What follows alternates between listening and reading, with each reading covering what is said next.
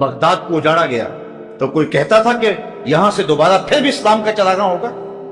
انسانوں کے سروں سے، کھوپڑیوں سے مینار بنائے گئے اور لوگ چھوڑ کے بغداد کو بھاگ گئے، کچھ لوگ تہہ خانوں میں چھپ گئے، پھر دریا دجلہ کا بند توڑا گیا تو دریا دجلہ کا پانی تہہ خانوں میں چلا گیا، 1.25 لاکھ لاشیں ہم نے وہاں سے اٹھائیں، اور پھر ایک متنفس بھی نہیں تھا جو حضور کا نام لیتا ہو۔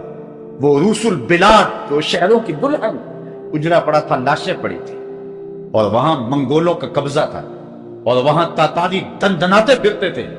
کوئی نہیں کہتا تھا اس بغداد میں دوبارہ بھی اسلام کا چراغ روشن ہوگا، کوئی دیا دوبارہ بھی جلے گا، لیکن تاریخ بتاتی ہے کہ پھر ایک منگول شہزادہ اسلام کے دامن میں آتا ہے، وہ ابراہیم خان، جو تلواریں اسلام کو مٹانے کے لیے نکلتی ہیں، وہی تلواریں پھر اسلام کی سربلندی کے لیے میدان میں آتی ہیں، اور اللہ مدد فرماتا ہے، اور پھر وہی بغداد دوبارہ اسلام کا مرکز بنتا ہے۔ اقبال کہتا ہے کہ تو نہ مٹ جائے گا ایران کے مٹ جانے سے، نشائے میں کو غرض نہیں پیمانے سے۔ یہ پیمانے والا دین نہیں ہے، پیمانہ ٹوٹ گیا تو سب کچھ بہ گیا۔ یہ شراب ایسا نشہ ہے، اقبال کہتا ہے، جو اسلام کی شراب میں ناب ہے، جو شراب مستی چڑھانے والی اور جنت کی مستیاں چڑھانے والی، یہ ایسی شراب ہے، یہ کسی پیمانے کی محتاج نہیں ہے۔ یہ گلاس میں ڈال کے پیو گے تو پھر بھی نشہ وہی چڑھے گا، پیالے میں ڈال کے پیو گے تو پھر بھی نشہ وہی چڑھے گا۔ تمہارے پاس کوئی پیمانہ بھی نہ ہو، تم اس کو ہاتھ میں چوما لے کے پیو گے تو پھر بھی نشہ وہی چڑھے گا، کیونکہ اس کے اندر کشش ہے، اس کے اندر فطرت کے اندر اللہ نے زور رکھا ہوا ہے۔ تو اب کوئی ملک نہیں ہے، فطرت ٹوٹ گئی، اب کوئی کہتا ہی نہیں تھا، پیمانہ نہیں رہا، تو اب نشہ کیسے آئے گا؟ اقبال کہتا ہے نشہ میں کو غیر نہیں پیمانے سے، ہے عیاں یورش تاتار کے افسانے سے، پاسباں کعبے کو مل گئے صنم خانے سے۔ تو اللہ اپنے دین کی اس طرح بھی مدد فرماتا ہے، ان اللہ یؤید ھذا الدین بید رجل فاجر، اللہ یوں بھی مدد کرتا ہے اپنے دین کی۔ تو یہ رب کی مدد ہے، یہ رب کی نصرت ہے۔ اسلام مٹنے کے لیے پیدا نہیں ہوا، ختم نہیں ہوگا۔ حضور کی عظمت تو بہت اونچی ہے، کوئی اسلام کو بھی نہیں مٹا سکتا۔ آج بھی کابل اور قندھار پہ اسلام کا ہی جھنڈا ہے، آج بھی بغداد پر ان مشکلات کے باوجود اسلام کا ہی جھنڈا ہے۔ لیکن وہ زمانہ بھی دنیا نے دیکھا جب بغداد اجڑ رہا تھا اور کچھ لوگ اس عنوان سے مناظرہ کر رہے تھے کہ رنگے ہوئے کپڑوں کے ساتھ نماز ہوتی ہے یا نہیں ہوتی۔ آج بغداد تو دوبارہ اپنی شان و شوکت کے ساتھ بحال ہوا، پھر اجڑا اور انشاءاللہ پھر بحال ہوگا۔ لیکن تاریخ نے ان لوگوں کو یاد رکھا ہے جنہوں نے قوم کو اس وقت لوریاں دے کے سلایا، جب قوم کو بیدار کرنے کا موقع تھا انہوں نے قوم کو خابیدہ کر دیا۔ عشق و مستی کا جنازہ ہے تخیل ان کا، ان کے اندیشہ تاریخ میں قوموں کے مزار، چشم آدم سے چھپاتے ہیں مقامات بلند، کرتے ہیں روح کو خابیدہ بدن کو بیدار۔ کیا آپ وہ بھول گئے ہیں جب بیت المقدس پر یہودیوں اور صہیونیوں کا قبضہ ہوا تو انہوں نے سلطان صلاح الدین ایوبی کی قبر پہ آ کے ڈنڈے مارے تھے اور کہا تھا اور ہمارا مقابلہ کر۔ صلاح الدین ایوبی کی زندگی میں تو کوئی ان کے سامنے کھڑا نہ ہو سکا۔ یہ اصل صلاح الدین ایوبی کی قبر کو چھوڑا نہیں تھا، یہ امت مسلمہ کو جھنجھوڑا گیا تھا، اس کو اٹھایا گیا تھا۔ لیکن ہم نے کہا میاں ہم اتنے سو گئے ہیں، ہم تو سورہ اسرافیل سے ہی جاگیں گے، اس سے قبل تو ہم بیدار نہیں ہوگے، نہ سمجھو گے تو مٹ جاؤ گے اے ہم نشی وطنوں، تمہاری داستان تک نہ ہوگی داستانوں میں۔ جس طرح تنکا جوڑ کر کے ایک پرندہ گھونسلہ تیار کرتا ہے، آپ امت کی تشکیل کے حوالے سے حضور کی کاوشوں کو دیکھیں۔ صہیب روم سے آئے، بلال حبشے سے آئے، حضرت ابو بکر مکے سے تھے، حضرت سعد مدینے سے تھے، حضرت سلمان فارس سے آئے، کہاں کہاں سے لوگ پہنچے اور ایک وحدت کی لڑی میں ان کو پرویا۔ یہاں شاعر مشرق ترجمان حقیقت کا لہجہ دیکھیے، وہ کہتے ہیں مست چشم ساکیے بطحاس تیم، در جہاں مثل مو می ناس تیم، چوں بھلے صد برگ مارا بو یکیس، او کے جانے ای نظامو او یکیس، ہزاروں قومیں وجود میں آئیں دہر میں خشک و تر کے رشتے سے، ہم نے بنیاد دوستی رکھی یاد خیر البشر کے رشتے سے۔ تو یہ ایک امت ماض وجود میں آئی۔ آقا کریم علیہ السلام نے اس امت کو جس طرح سے پروان چڑھایا، ان میں وحدت پیدا کی اور ایک لڑی میں پرویا۔ اس سلکے بہی کو توڑنے کے لیے یہود و نصارہ کی سازشیں اس دور میں بھی جاری رہی، اور انہوں نے ہر ہیلا اور ہر جتن کیا اور امت کی وحدت اور اتحاد کو پارا پارا کرنے کے لیے اپنی تمام سازشوں سے کام لیا۔ لیکن حضور علیہ الصلوۃ والسلام کا سایہ رحمت امت کی وحدت کا ذریعہ اور سبب تھا، لہذا اس امت کی شکست و ریخ نہ ہو سکی۔ خلفائے راشدین کا زمانہ آیا، سازشیں بدستور موجود رہیں۔ کچھ لوگوں نے زکوٰۃ دینے کا انکار کیا، جھوٹے مدعیان نبوت نے سر اٹھائے، لیکن صحابہ نے پوری قوت پامردی کے ساتھ اس امت کی آبرو کی حفاظت کی اور حضور کے دین کا پہرا دیا۔ امت مسلمہ کو گزشتہ 14 صدیوں سے بہت علمی، فکری، اقتصادی، سیاسی، تعلیمی اور ثقافتی چیلنجوں کا سامنا رہا ہے۔ معتزلہ، قدریہ، جبریہ، لا ادریہ، اندیہ اور مرجیہ جیسے فتنے سر اٹھاتے اور حشر بپا کرتے رہے، لیکن احمد بن حنبل، ابو منصور ماتریدی اور ابو الحسن اشعری جیسے لوگ پوری قوت کے ساتھ ان لوگوں کا مقابلہ کرتے رہے۔ دوسری صدی اور تیسری صدی کے دوران جب یونانی علوم کا عربی ترجمہ ہوا تو یہ امت مسلمہ کے لیے ایک انتہائی مشکل وقت تھا۔ مسلم مفکرین کی بڑی تعداد ان سے متاثر ہوئی، حتیٰ کہ بعض احکامات کی تعبیریں متفق علیہ تعبیر سے ہٹ کر لی گئیں۔ مسلم مفکرین نے اس علمی فکری چیلنج کا جواب پوری قوت کے ساتھ دیا، لیکن اس سوال و جواب میں کم و بیش 3 صدیاں لگ گئیں، حتیٰ کہ امام غازی اور امام غزالی جیسے لوگوں نے اس فتنے کی بساط لپیٹ دی۔ پھر زمانہ وہ دن بھی دیکھتا ہے جب وارثان علوم نبوت نے قرۂ ارضی کے چپے چپے پر علم کی بساط بچھا دی، فکر کو روشن، عمل کو پائیدار اور روح کو نغمہ الست سے مست کر دیا، سمندروں کو مسخر کر دیا اور بساط ارض کو لپیٹ کر اپنے اشارہ انگشت پہ رکھ دیا۔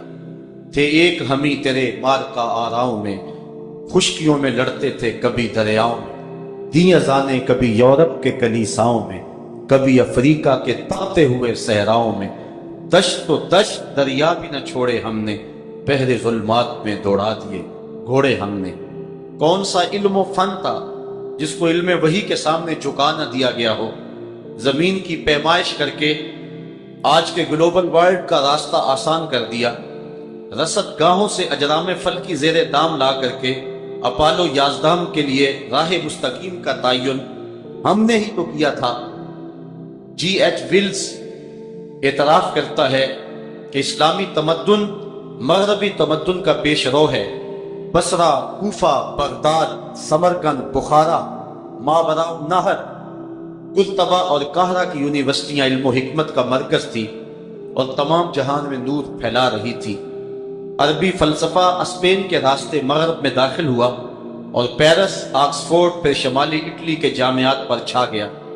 شارلیمان اس کے لارڈز ابھی دستخط کرنے کی مشق سے گزر رہے تھے کہ ابن حزم کے قلم سے 1000 کتابیں نکل چکی تھی۔ زمانے نے یہ منظر بھی دیکھا کہ پیرس کی گلیوں میں ابھی کیچڑ تھا کہ محمد عربی کا مدینہ وحی کے نور سے روشن تھا۔ بغداد عروس البلاد کہلاتا تھا اور زمانے پر مسلمان نور بانٹ رہے تھے۔ امت کی گود موتیوں اور ہیروں سے بھری ہوئی تھی۔ بخاری و مسلم اور امام حاکم جیسے محدث، ابو حنیفہ، شافعی اور امام مالک جیسے فقیہ، ابن سعد، ابن خلدون اور واقدی جیسے تاریخ دان، ابو علی سینا، زکریا رازی، علی بن عباس جیسے طبیب، جابر بن حیان، یعقوب بن اسحاق، خوارزمی اور طغرائی جیسے کیمیا دان، ابن الحیثم الغزالی اور ابو البرکات البغدادی جیسے ماہر طبیعیات، ابو معشر اور مسعودی جیسے ماہر فلکیات، ابن سینا اور ابن رشد اور حمداللہ القزوینی جیسے ماہر حیاتیات امت کے ماتھے کا جھومر تھے۔ محمد بن قاسم، صلاح الدین ایوبی، غوری اور غزنوی کی تیغ آبدار، بایزید بستامی، ابو الحسن کرکانی، جنید بغدادی، خواجہ اجمیری اور داتا حجویری کی نگاہ دل فغار کے سامنے کون ٹھہر سکتا تھا؟ ڈر نہ سکتے تھے اگر جنگ میں اڑ جاتے تھے، پاؤں شیروں کے بھی میدان سے اکھڑ جاتے تھے، تجھ سے سرکش ہوا کوئی تو بگڑ جاتے تھے، تیغ کیا چیز ہے ہم تو توپ سے لڑ جاتے تھے، نقش توحید کا ہر دل پہ بٹھایا ہم نے، زیر خنجر بھی یہ پیغام سنایا ہم نے، تو ہی کہہ دے کہ اکھاڑا در خیبر کس نے، شہر کیسر کا جو تھا اس کو کیا سر کس نے، توڑے مخلوق خدا بندوں کے پیکر کس نے، کاٹ کے رکھ دیے کفار کے لشکر کس نے ٹھنڈا کیا آتش ایران کو، کس نے پھر زندہ کیا تذکرہ یزداں کو، کون سی قوم فقط تیری طلبگار ہوئی اور تیرے لیے زحمت کشے پیکار ہوئی، کس کی شمشیر جہانگیر جہاندار ہوئی، کس کی ہیبت سے صنم سہمے ہوئے رہتے تھے، منہ کے بل گر کے ہو واللہ احد کہتے تھے۔ ہم نے وہ پھر زمانہ بھی دیکھا کہ ہمارے حکمران عادل، علم دوست، بہادر اور غیرت مند تھے، پورا زمانہ ہمیں خراج دیتا تھا۔ خلیفہ ہارون الرشید کے زمانے میں بغداد میں سالانہ 40 کروڑ دراہم خراج آیا کرتا تھا، لیکن یہ کہانی پھر جب اپنے زوال کی طرف جاتی ہے تو امت کے عروج اور بانپن کو جب نظر تک جاتی ہے، پھر ہمارے گھر اجڑنے لگے۔ منگولوں اور تاتاریوں نے جس طرح ظلم اور جبر کا بازار گرم کیا، یہ کسی سے مخفی نہیں۔ ہماری تاریخ ہمیں بتاتی ہے کہ دریائے دجلہ کا پانی سرخ ہو کر کے بہا، اس قدر ہمارا خون بہایا گیا۔ وہ لمحے بھی آئے کہ انسانی سروں کا مینار تعمیر کیا گیا اور مسلمانوں کا سر ڈھونڈنے سے نہیں ملتا تھا۔ جو لوگ جان چھپانے کے لیے تہہ خانوں میں چھپ گئے، دجلہ کا بند توڑ کر کے ان کو مارا گیا، حتیٰ کہ ہم نے 1.25 لاکھ لاشیں تہہ خانوں سے نکالی۔ وہ ظلم اور جبر کا بازار گرم ہوا کہ لہلہاتا ہوا باغ خزاں رسیدہ ہو گیا، چمن کے مالی ہی چمن کی جڑیں کاٹنے لگے، گلشن میں خاک اڑنے لگی، تیری محفل بھی گئی، چاہنے والے بھی گئے، شب کی آہیں بھی گئی، صبح کے نالے بھی گئے، وادی نجد میں وہ زور سلاسل نہ رہا، کیس دیوانہ نظارہ محمل نہ رہا، حوصلے وہ نہ رہے، ہم نہ رہے، دل نہ رہا، گھر یہ اجڑا ہے کہ تو رونق محفل نہ رہا، جن کے ہنگاموں سے تھے آباد ویران کبھی، شہر ان کے مٹ گئے، آبادیاں بند ہو گئی، سطوت توحید قائم جن نمازوں سے ہوئی، وہ نمازیں ہند میں نظر برہمن ہو گئیں، اڑتی پھرتی تھی ہزاروں بلبلیں گلزار میں، دل میں کیا آئی کہ پابندے نشیمن ہو گئیں، وائے ناکامی متائے کارواں جاتا رہا، کارواں کے دل سے احساس زیاں جاتا رہا، لے گئے تسلیس کے فرزند میراث خلیل، خشت بنیاد کلیسا بن گئی خاک حجاز، ہو گئی رسوا زمانے میں کلاہ لالا رنگ، جو سراپا نازتے ہیں آج مجبور نیاز، ہو گیا مانند آب ارزاں مسلمان کا لہو، مسترب ہے تو کہ تیرا دل نہیں دانائے راز، آج 400 خون کی ندیاں بہ رہی ہیں، بکھرے ہوئے لاشیں، کٹے ہوئے اعضاء، روتی بلکتی مائیں، بین کرتی بہنیں، سسکتے ہوئے یتیم بچے، اجڑے ہوئے سہاگ، فریاد کرتی بیٹیاں، لیکن آج کوئی محمد بن قاسم نظر نہیں آتا، کوئی آکھے وارث شاہ نوں اج قبراں وچوں بول، اج کتاب عشق دا کوئی اگلا ورقہ کھول، ایک روئی سی تی پنجاب دی تو لکھ لکھ مارے وین، اج لکھاں تیاں دیس دیاں وارث شاہ تینوں کہن، آفیہ بیٹی دیس تیرے وچ رووے تے کرداوے، کیڑا او دے اتھرو پونجے، کیڑا چپ کراوے، احمد چیکا مارے، کون سنے فریاداں، اج دین نبی دا وانگ یتیماں، گھر کر تکے کھاوے، کتھوں لبھاں عمر بہادر جڑا روندے نوں گھل لاوے۔ پچھلے دنوں الخلیجیہ چینل پر میں دیکھ رہا تھا کہ شیخ الذہبی الحماد کو ایک عراقی نے فون کیا جو کہ ظلم اور جبر کی چکی میں پیسا جا رہا تھا. اس کا گھر اجاڑ دیا گیا, 3 سال کا بچہ گود سے چھین کر کے قتل کر دیا گیا, اور پھر اس بچے کو آگ میں جلا کر کے اس کے بوڑھے باپ کے سامنے رکھا گیا. اس کی داڑھی نوچ دی گئی اور اس کے سامنے اس کی قوم کی بیٹیوں کی آبرو ریزی کی گئی. اس نے شیخ الذہبی الحماد سے اپنا دکھڑا کہا, تو میں دیکھا کہ شیخ الذہبی اس کو اسپر کہہ رہا تھا کہ بس صبر کرو صبر کرو. تو میں رویا. میں نے کہا کہ اے عراق کے مظلوم بھائی, تو کن کو پکار رہا ہے؟ یہ وہ عرب نہیں ہے جو اونٹوں کی ننگی پیٹھوں کے اوپر بیٹھ کر کے جہاد کے ترانے پڑا کرتے تھے. اب تو ان کے نغمے بدل گئے ہیں, اب تو ان کی لے تبدیل ہو گئی ہے, اب ان کا لہجہ بدل گیا ہے. اب تو یہی کہتے نظر آتے آنا ابغی امارہ جدید, سیارہ جدید, غلمہ جدید. ہمیں نیا گھر چاہیے, ہمیں نئی عمارت چاہیے, ہمیں نئی ٹی وی چاہیے. آج ان کا انداز زندگی بدل گیا.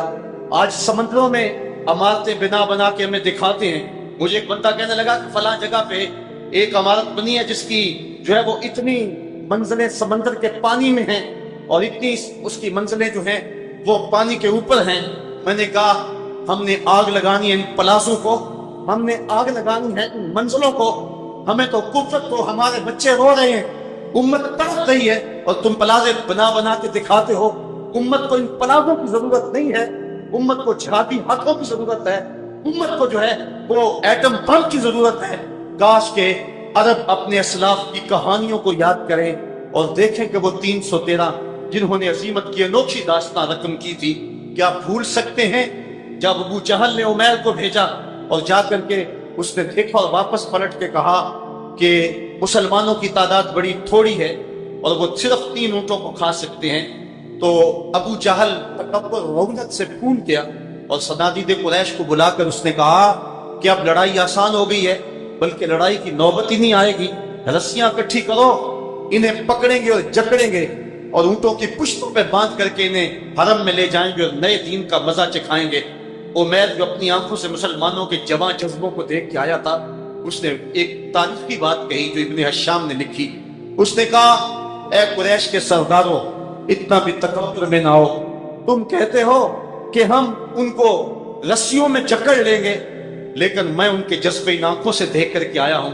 اگر میرا مشورہ مانگتے ہو تو رات کی تاریکی میں بھاگ سکتے ہو تو بھاگ جاؤ. اس قوم سے لڑنا تمہارے پاس کا روگ نہیں جو مرنے کے لیے آئی ہے. ولیکن رأیت یا معاشر قریش المنایا تحمل البلایا. اے قریش کے سرداروں, میں اپنی آنکھوں سے دیکھ کے آیا ہوں کہ یثرب کی اونٹنی اپنی پشتوں پہ نری موتیں اٹھا کے لے آئی ہیں, اور کل ان میں سے کوئی شخص مرے گا نہیں جب تک تم میں سے ایک ایک کو لڑ نہیں جاتا. پھر اگلے دن عظیمت کی جو انوکھی اور البیلی داستانیں مسلمانوں نے رقم کی تھی, میرے رب نے اس دن کو یوم فرقان کہہ کے پکارا. کاش کہ آج ہمارے وہ جذبے ہوتے تو آج ہمارا حال یہ نہ ہوتا. میرے مولا, میری قوم کب غفلت سے بیدار ہوگی؟ بغداد جلتا رہا, قوم سوئی رہی. کابل اجڑتا رہا, قوم مدہوش تھی. احمد روتی رہی, کسی نے دلاسا نہ دیا. دشت لیلا, تورا بورا, تقریر, موصل, بغداد, القدس, کشمیر, غزہ, کہاں کہاں ہمارے گھر نہیں اجاڑے گئے. ہمیں کچلا گیا, ہمیں مارا گیا, ہمارے وسائل پہ قبضہ کیا جا رہا ہے, ہماری کلیجے چھلنی کیے جا رہے ہیں.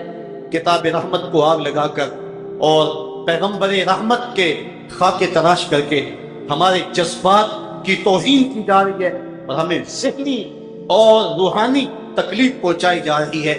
لیکن ہمارے حکمرانوں کا حال کیا ہے؟ وہ بد نصیب شخص جس کو دنیا جنرل ہوڈ کے نام سے جانتی ہے, یہ وہ بدبخت شخص تھا کہ گوانٹا ناموبے کے جیل خانوں میں مسلمان قیدیوں کو ذہنی اذیت دینے کے لیے اس نے ٹائلٹ میں ٹشو پیپر کی جگہ قرآن کے برقے رکھے تھے اور مسلمانوں کو اذیت دی تھی. اس وقت سارے جہان کو آگ لگ جانی چاہیے تھی, لیکن وہی بد نصیب شخص جب پاکستان پہنچا تو ہمارے اس دور کے حکمرانوں نے اس کے پاؤں تلے سرخ قالین بچھائے. اور آج ہم کہتے ہیں کہ اللہ کی رحمتیں ہم سے روٹ گئی ہیں. ہم ذرا اپنا احتساب کریں. جب میں کہتا ہوں الہی میرا احوال دیکھ, حکم ہوتا ہے اپنا نامۂ اعمال دیکھ. ہم بے غیرتی کی چادر اوڑھ چکے ہیں، مذہبی حمیت اور غیرت دینی دم توڑ چکی ہے، امت جاں بلب ہے۔ طارق بن زیاد نے کشتیاں جلائی تھی اور کسی نے پوچھا تھا کہ تم نے کشتیاں کیوں جلا دی؟ اس نے ایک حکمت بتائی، اس لیے کہ تم واپس نہ جا سکو، اور دوسری حکمت اس نے کہا پھر کبھی بتاؤں گا۔ بعد میں کسی نے طارق بن زیاد سے پوچھا کہ طارق بن زیاد، آپ فتح بھی ہو گئی ہے لیکن تم نے دوسری حکمت ابھی تک نہیں بتائی۔ تو طارق بن زیاد نے کہا تھا کہ میں نے دیکھا تھا کہ اندلس کے اندر مصطفیٰ کریم داخل ہو رہے ہیں، اور اس سے مجھے پتا تھا کہ ہم اندلس فتح کر کے رہیں گے۔ یہاں کے اوپر تم کس لیے آئے ہو؟ تمہارا مقصد حیات کیا ہے؟ میری زندگی کا مقصد تیرے دین کی سرفرازی، میں اسی لیے مسلمان، میں اسی لیے نمازی۔ آؤ حالات کا جائزہ لیں اور اپنے رب سے پکاریں، میرے مالک ہم حالات کے جبر کے سامنے جھک گئے، ہمیں معاف کر دے۔ ہم وعدہ کرتے ہیں آئندہ زندگی جئیں گے تو تیرے لیے، مریں گے تو تیرے لیے، اور زندگی کا ایک ایک سانس تیرے رسول کے نام وقف کر دیں گے۔ آپ سمجھتے ہیں کہ ہم اگر سارے لوگ بھی پوری قوت کے ساتھ اٹھ کھڑے ہوں گے کیا نظام باطل کو ہم لوگ بٹا لیں گے؟ لیکن صاحبو، ہم نے اپنے کام کو ہر صورت میں جاری رکھنا ہے۔ وہ کہانی آپ نہیں بھول سکتے ہیں کہ جب اللہ کے ایک واحد پرستار حضرت ابراہیم علیہ السلام کے لیے آگ کا الاؤ روشن کیا گیا، کسی نے دیکھا کہ چڑیا اپنی چونچ میں تھوڑا سا پانی کہیں سے لا کر کے اس آتش کدے پہ پھینکتی ہے، اور 2-4 مرتبہ کسی نے دیکھا تو چڑیا سے پوچھا، چڑیا اس آتش کدے کو تو بجھا تو سکتی نہیں ہے، لیکن اپنی چونچ کے اندر اتنا پانی ڈال کر کے کیا مشق کر رہی ہے؟ تو چڑیا نے جو جواب دیا وہ بڑا خوبصورت ہے۔ اس نے کہا کہ جانتی ہوں کہ میں اس آتش کدے کو بجھا نہیں سکتی، لیکن میں اپنے فریضے سے غافل نہیں ہوں۔ کل جب کہ فہرست تیار ہوگی آگ بھڑکانے والوں کی اور آگ بجھانے والوں کی، تو میرا نام نمرود کو ٹھنڈا کرنے والے کوششوں میں شامل تو ہوگا۔ وہ مائی بھی تو سوٹ کی اٹی لے کر کے یوسف کے خریداروں میں شامل ہونے کے لیے آئی تھی۔ کبھی آپ نے جگنو کو دیکھا ہے کہ اس کے پاس کتنی کو روشنی ہوتی ہے، لیکن رات کے اندھیروں میں وہ بھاگتا پھرتا ہے؟ تمہارے پاس تو قرآن کے اجالے ہیں، اس لیے اٹھ کھڑے ہو جاؤ اور پوری قوت کے ساتھ اس اندھیروں، اس ظلمتوں کو ختم کرنے کے لیے اپنا کردار ادا کرو۔ اللہ تعالیٰ غالب ہے، وہ ابابیلوں سے ہاتھی مروانا جانتا ہے۔ اللہ تعالیٰ جل شانہ لنگڑے مچھر سے نمرود کا فخر توڑنا جانتا ہے۔ اس لیے ہم اپنا حصہ اور جو اپنی ڈیوٹی ہے اس کو نبھائیں، اور اپنے آقا و مولا کے نام کا نعرہ ساری زندگی ہم لگاتے رہیں، اور نظام مصطفیٰ کے پیغام کو دنیا کے کونے کونے تک پہنچانے کے لیے کبھی بھی سرد ہو کر کے نہ بیٹھے۔ ہم میں سے کتنے لوگ ہیں کہ جو اس فریضے کو ادا کر رہے ہیں، اور کتنے لوگ ہیں کہ جو موجودہ نظام کا حصہ اور اس سسٹم کا حصہ بن کے رہ گئے ہیں۔ ہم عجیب لوگ ہیں کہ جب کوئی بھی الیکشن آتا ہے اور کوئی سیاستدان ڈگڈگی بجاتا ہے اور ہم لوگ اس کے پیچھے لگ کے زندہ باد کے نعرے لگانے لگ جاتے ہیں، جبکہ ہمیں پتہ ہوتا ہے کہ اس نے کس طرح دونوں ہاتھ سے قوم کو لوٹا ہے، اور نئے رنگ و روپ کے اندر لوگ آ کر کے کس طرح سے ہمیں دھوکہ دے جاتے ہیں۔ کیا ہم ساری زندگی دھوکہ ہی کھاتے رہیں گے؟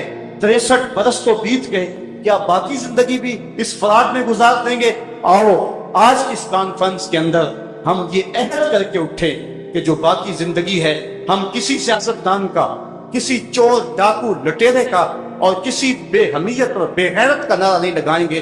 جب بھی نعرہ لگائیں گے محمد عربی کا نعرہ لگائیں گے، جب بھی نعرہ لگائیں گے سونے مصطفیٰ کا نعرہ لگائیں گے، اور ہماری زندگی اور ہمارے شب و روز حضور کے نام پہ گزریں گے۔ ڈنڈا میرے مصطفیٰ کا ہی بلند ہوگا، سینہ چاکانے چمن سے سینہ چاک، بزم گل کی ہم نفس باد صبا ہو جائے گی، شبنم افشانی پیدا کرے گی میری سوز و ساز، اس چمن کی ہر کلی درداش نہ ہو جائے گی، آسمان سحر کے نور سے ہوگا آئینہ پوش، ظلمت رات کی سیما پا ہو جائے گی، جب گریزہ ہوگی آخر جلوائے خورشید سے، یہ چمن معمور ہوگا نغمہ توحید سے۔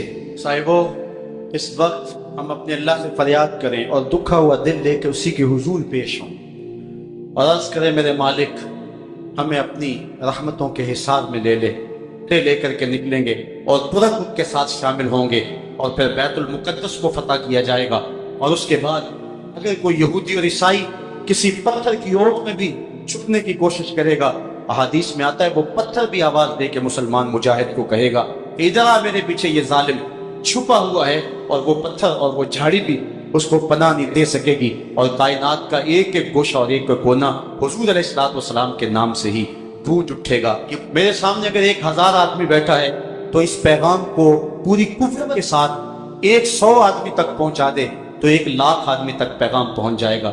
اور اگر میرے سامنے بیٹھنے والے لوگ 1,00,000 ہیں اور یہ پیغام اگر وہ 100 آدمی کو پہنچا دے تو 1 کروڑ آدمی تک یہ پیغام پہنچ جائے گا۔ ظاہر ہے ہر شخص خطابت کا وہ تنتنا اور لفظوں کے اندر وہ بات نہیں رکھتا ہوتا ہے، لیکن جذبے لفظوں کے محتاج نہیں ہوتے۔ اشہد بلال عند اللہ اشہد، بلال کی اثر بھی وہ حشر بپا کر دیتی ہے کہ جو لوگوں کے اثر کے اندر نہیں ہے۔ آج ہمارا المیہ یہ ہے کہ ہمارے خطبے بے روح ہو گئے ہیں، ہمارے لفظ بے نور ہو گئے ہیں۔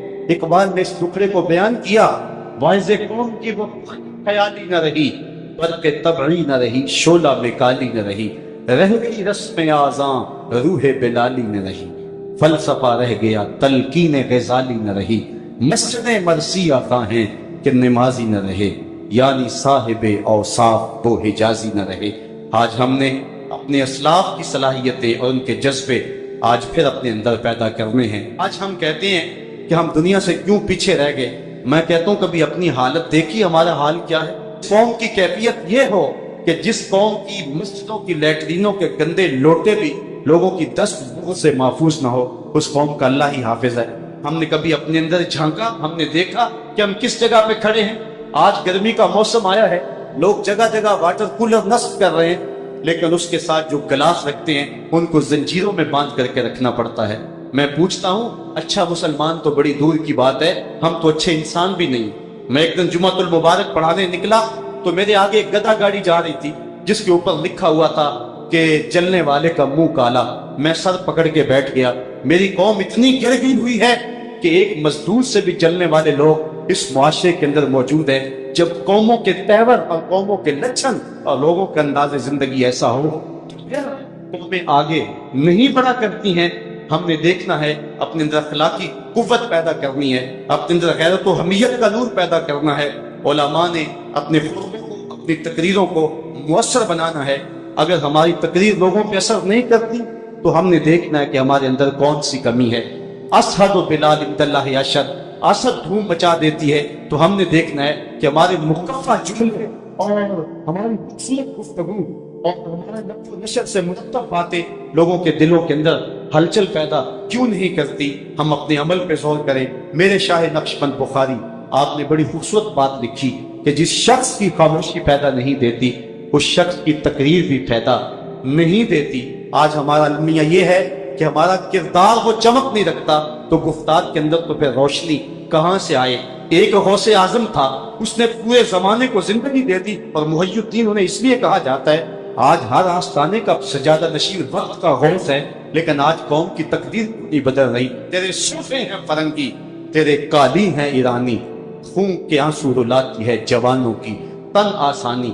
نہ جوانوں میں وہ حال رہا، نہ بوڑھوں کی وہ کیفیت نہیں، نہ قوم کے ذمہ دار اور اپنے منصب سے آگاہ رہے، وائے ناکامی متائے کارواں جاتا رہا، کارواں کے دل سے احساس زیاں جاتا رہا۔ ایک تو نقصان یہ ہوا کہ کارواں لٹ گیا، اور دوسرا نقصان یہ ہے کہ احساس زیاں کی دولت بھی لٹ گئی۔ کیا غالب نے خوب کہا تھا، ہوا مخالف و شب تارو بہر طوفان خیز، کہ سستائے لنگر کشتی و ناخدا دست۔ ہوا مخالف ہے، رات تاریک ہے، سمندر میں طوفان بپا ہے، کشتی کا لنگر بھی ہاتھ سے چھوٹ چکا ہے، لیکن اس کے باوجود کشتی بچ سکتی تھی اگر کشتی بان جاگ رہا ہوتا۔ لیکن افسوسناک پہلو یہ ہے کہ ناخدا بھی نیند کے ہچکولوں میں ہے۔ میری کشتی کو خدا ہی بچائے تو بچے، ظلمتیں ہیں یاد کی، شام ہے طوفانوں کی۔